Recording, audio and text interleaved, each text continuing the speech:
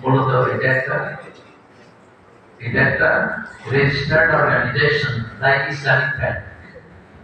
Islamic bank যেখান থেকে registry নিয়েছে তাদের 3 মাস পর পর রিপোর্ট দিতে হয়, আর আমাদের বছরে একটা রিপোর্ট দিতে হয়। টাকা পয়সা হিসাব দিতে হয়, অফিস করে দিতে হয়।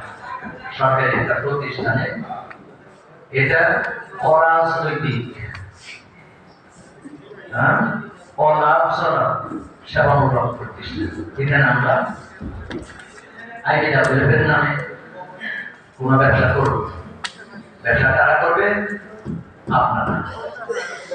সেই কথাগুলো আমরা বলব। 2 মিনিট আগে এর ইতিহাসটা একটু জেনে নেন। উদ্দেশ্যটা কি ছিল? যে উদ্দেশ্যে আইডিডব্লিউএফ গঠিত হয়েছিল সে উদ্দেশ্যে আমি, আপনি, আমরা সবাই সেভাবে চলবো ইনশাআল্লাহ। সেটাই দেখেন, এখন থেকে বহু বছর আগে 1976 সালে পুরো এক সকালে চকবাজারের পুরান টাউনে 8 জন অনেক বড় বড় ব্যবসায়ী, তারা কেউ কেউ 2-1 দাঁড়িয়ে ছিলেন।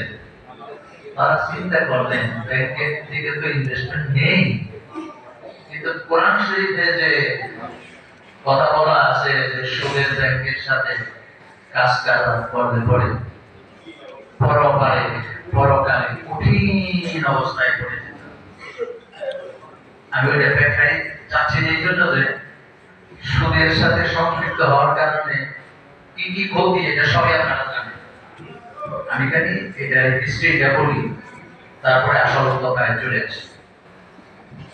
দেখেন, সেখানে তারা 8 জন মিলে সুদ থেকে কিভাবে বাঁচাতে একটা দৃষ্টি আকর্ষণ করছি আপনাদের। সেটা হলো আপনাদের আশেপাশে যারা ঝিমাচ্ছে তাদেরকে একটু সজাগ করতে। একজনও ঝিমাইতে পারেন না, একটু তাকান, একজনও ঝিমাইতে পারেন না। আমি কিন্তু আজকে অনেকগুলো কথা বলবো, আপনাদের বুঝে যেতে হবে, বুঝে নিতে হবে, এবং তামাশাইতে করতে হবে। ঘুম যদি আসে হাত মুখে আসেন, ঝিমাইতে পারবেন না একজন। সম্মানিত ভাইরা, সেই সময় 8 জনে মিলে একটা ব্যবসা প্রতিষ্ঠান, ব্যবসাটা একটা চিন্তা করলেন যে কিভাবে সুদের ব্যাংক থেকে বাঁচা যায়।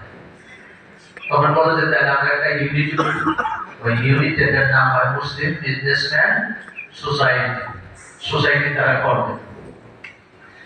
এরপরে ঢাকা শহরে আরো কিছু ব্যবসায়ী মিলে এবং আমাদের উপদেষ্টাদের পক্ষ থেকে একটা পদক্ষেপ নেওয়া হলো। 1878 সালে খুলনায় একটা বিরাট বড় সম্মেলন করা হলো। সেই সম্মেলনে দেশ বিদেশে থেকে বড় বড় অর্থনীতিবিদ আসছেন।